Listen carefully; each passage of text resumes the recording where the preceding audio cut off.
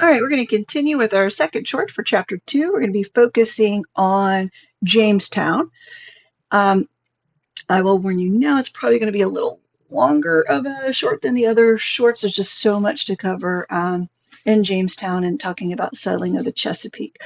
First, I want to address what is the Chesapeake? And it's just the area of Virginia, these southern colonies.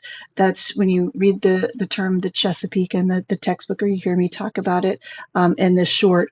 Just know I'm just talking the southern colonies, Virginia, um, Carolina, all of those are considered of the Chesapeake Bay or Chesapeake area. All right. So before we get into Jamestown, let's kind of refresh. Roanoke colony was an epic fail, right? And with that, Sir Walter Raleigh honestly lost everything, including his queen. He ended up having to leave. Anyway, that's another story we're not going to get into. But with that, many were not willing to risk their wealth on starting a new colony. And so it does take a bit of time, and they eventually, instead of having a single investor like Sir Walter Raleigh going to the crown and saying, hey, help finance me, they create what's known as a joint stock company. And what's interesting in the joint stock company, and I know this is a horrendous thing, but I love the information. It's simple.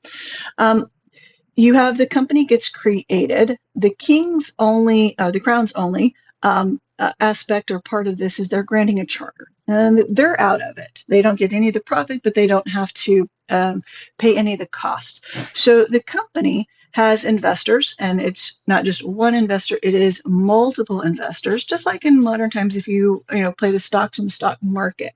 They purchase stocks in the company. The company then sends people over to the colony. That colony creates some sort of product, and they're hoping, of course, for lots of um, gold or precious minerals or anything like that. But they send those products back to the company. The company then returns those profits to the investors. With Jamestown, they go out in May of 1607. The leader that they put in charge is John Smith. And if you've seen Disney's Pocahontas, yes, that John Smith, but that is not John Smith. And that's a whole nother story for another time. But the first grouping that goes with John Smith is 105 male colonists. And I will just side note here, it is believed by many historians that there were women on board, not many, but there were some women on board, but they just weren't documented. That is something that is, the historiography is kind of expanding in that arena as we find out more and more about Jamestown. And we found out more about Jamestown because we've actually located the settlement. It was lost for years and years and years, and it was just recently rediscovered. You could go visit it. But as again a side note, and we're going to streamline this. So John Smith is a military. He's a military man, and he had traveled the globe. He was very well experienced. As you might already know, he was a tall teller, but we'll get into that in a bit. But when John Smith is looking at placing the colony of Jamestown, he does so very strategically. He places it where, of course, you have Virginia is right in the middle of where the French and between the French and the Dutch and the Spanish down in Florida, and so he's right there in Virginia, right there in between them, and he puts himself on the tip top most point. So he could have the advantage of seeing any ships come from miles and miles.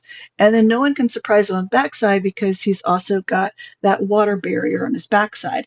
And he truly believed this was the perfect place because you see these tree-lined area here, it was full of what he considered fresh water.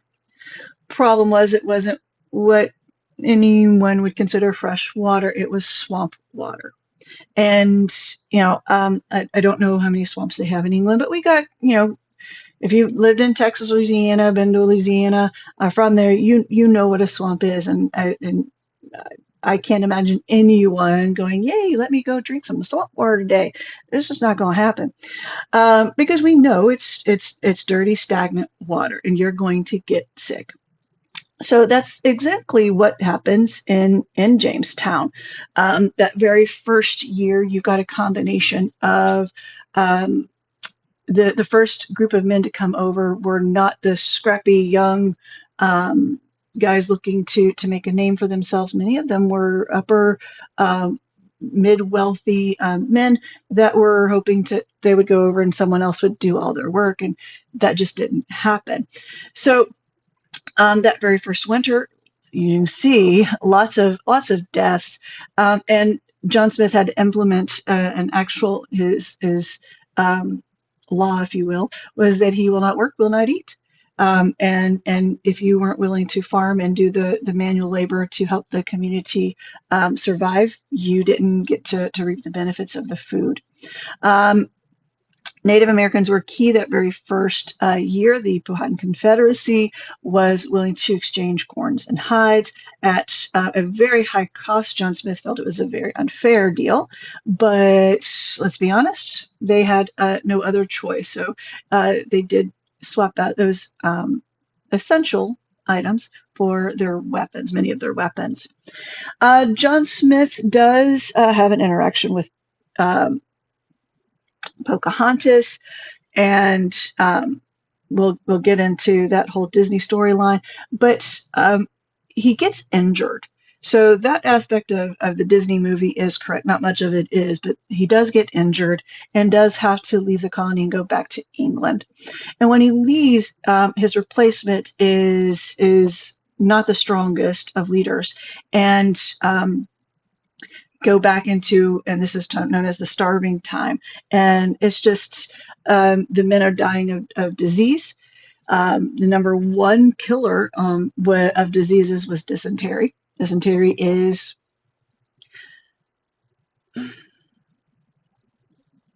a form of diarrhea, but it's if you want to think of explosive diarrhea, um, it's where you are going just constantly. You don't even have to have movement, and you're just constantly going on yourself to the point where all of your internal organs shut down from dehydration and you die. Not going to could spend a whole lesson or lecture on dysentery. I have before, but I will not for these shorts. So high amount of death with the disease of dysentery, of course, caused by the dirty drinking water and stuff. Yes, I'm sure you're already reading on the side that one man does get executed for killing his pregnant wife and feasting on her remains. Yes, and that's what we've got. There's a lot of research going into that particular one. There's letters that go back and forth with John Smith that are quite interesting. Smith at one point in time asked, well, inappropriate on questions on the cooking methods, which is just John Smith's personality. But the question is, where did the wife come from? And they're really kind of diving really into the storyline of what women were there. Were these native women that had been had intermarried into with the men, or were there women that were brought over and just undocumented? So lots of good modern day research that's coming in to help us out understand some of these stories. But moving on. So from the starving times to 1619, things are not going well for the Jamestown colonists. As a matter of fact, word has gotten back to England that essentially Jamestown is a death trap. If you go there, you're going to die. So they have a hard time getting people to come in, especially women. And in order to have a viable society, you've got to have women, children can be born. And so the House of Burgesses, one positive thing that happens in 1619 is the House of Burgesses, which is the first representative assembly in what eventually becomes the United States. So it sets this tradition of representative assemblies in the colonies, which is going to have a huge, of course, impact when it comes to the American Revolution. So that is the positive that comes out of 1619 is we do see the House of Burgesses. Negative is that one of the first actions is to send delegates back to England to purchase women. And those women were brought back and sold to the highest bidders of Jamestown as wives. Kind of a dark point. And the dark points continue with slavery coming in also in 1619. And on the slide, you've noticed it, I say a hint of slavery. And the reason I use that term is the Dutch bring in 20 slaves. And the Dutch are, again, if you recall one of the last shorts, the Dutch are looking to be, global empires, but through economics. So they're looking at becoming an economic powerhouse. They weren't, necessarily trying to colonize. And they discovered that the African slave trade was a huge moneymaker for them. And they are bringing slaves into the Caribbean and making lots of money with Spain, selling African slaves for Spain. They get word of Jamestown, and the Dutch just send a ship up and, if you will, test the market. And what they discover with these 20 African slaves is that the Jamestown colonists are desperate for laborers. And sadly enough, this is not going to be the last ship of African slaves to come onto the coast. It starts the process of integrating slavery into our plantation systems. Eventually, more African slaves are brought into Virginia. Those indentured servant contracts go away. And we see what we have historically known more of the traditional style of slavery. So that's why I say the hint of slavery. Jamestown becomes known for their tobacco. In New England, they were known for lumber, shipbuilding, fishing, things like that. Jamestown eventually becomes the tobacco colony. And when they do, Jamestown starts to prosper. So finally, right, Jamestown has something worth, people coming over to. I'm not going to say that survival in Jamestown or the Virginia colony was easy at all. It was still very tough living. It is, tobacco is pretty hard, intensive labor. But John Rolfe had the local Native American populations teach him how to grow specific strands of tobacco and how to cure them in a very specific way that becomes popular in all throughout Europe. And this becomes what's known as a cash crop for Jamestown. And as soon as that occurs, you have a huge demand. And now there's more need for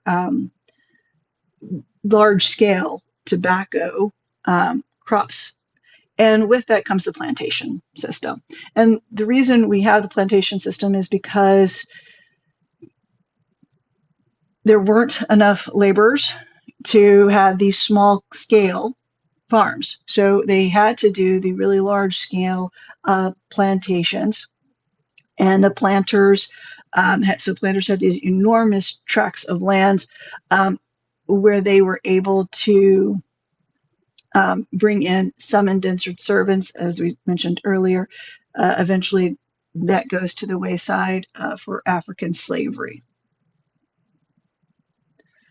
All right, when I first started talking about Jamestown and John Smith, I said we would get into the Pocahontas story, and here we go.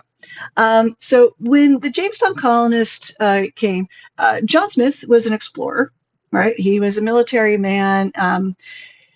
He went all over the countryside, got into some troubles and things like that.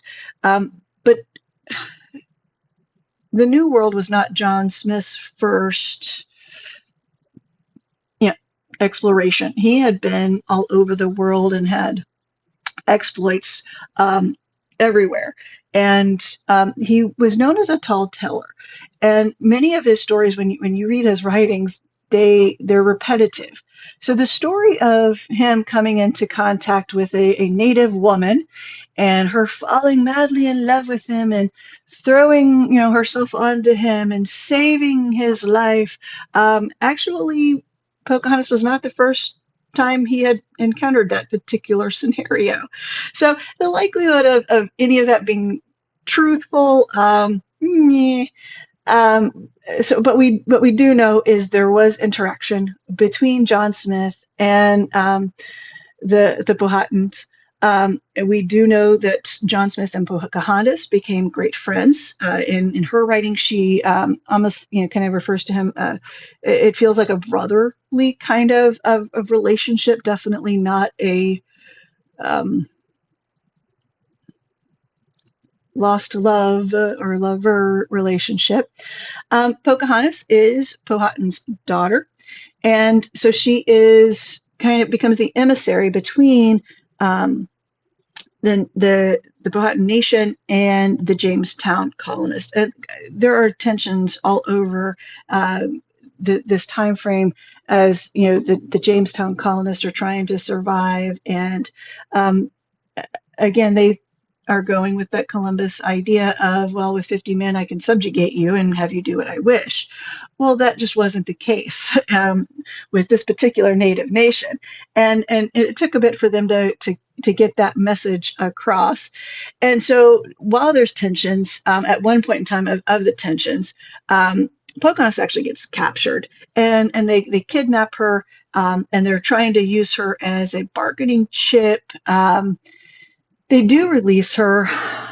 Not quite sure exactly what goes on during that time frame, but we do know that shortly after she is converted into Christianity and is then married to a John Rolfe, the same John Rolfe that was the tobacco guy, right? So he is the economic powerhouse in Jamestown. Pocahontas is the daughter of the chief. I would love to say that this is a love at first sight, romantic marriage, but everything honestly points to an arranged marriage, like was very common throughout Europe to try to, bring peace between two nations. When Pocahontas and John Rolfe go to England. They do have a little son. They have a son together. But when they go to England, she gets contracts smallpox and does die. We believe she was about 22 years of age. We don't exactly know how old she was, um, but given her descriptions of her hair, her dress, things like that, what she looked like in 1607. It is believed that she is about 12 years old. She has not yet become a woman.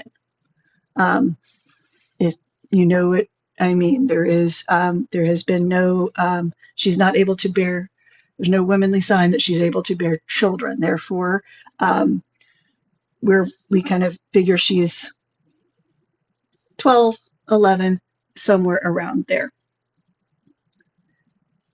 All right. So when Pocahontas dies, she was loved by her father, and her death, it hits him hard.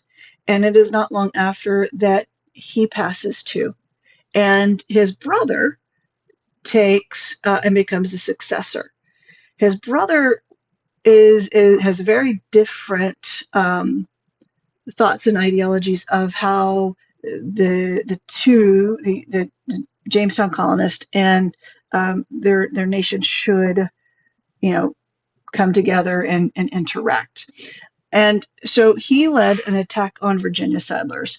And what's interesting is it wasn't just any generic attack. Um, you would think he would go out and have a huge show of force, but and he does, but not like he doesn't go, wipe out. And honestly, they could have there in 1622. Jamestown was still not as strong um, as the Powhatan Nation. So they could have easily, wiped them out, but they don't. What does happen is Pocahontas's husband and son are killed in this uprising. So many historians have begun to wonder, was it a political attack to take out the son for various reasons? And again, I keep saying this: we don't know. we have a lot of theories, and we don't know. Um, but what we do know is that this particular attack on the settlers of Virginia kickstarts a lot of retaliation. And Governor Francis Wyatt's quote here is their new policy: expulsion of the savages to gain the free range of the country. So basically, going to the extermination of the Native Americans so they can take their land. All right. So they do wage war, and lots in the Native Nation perish. And with that, England and the colonists are able to kind of stabilize this power struggle between the natives and the colonists. And that brings us to a close for this Jamestown short.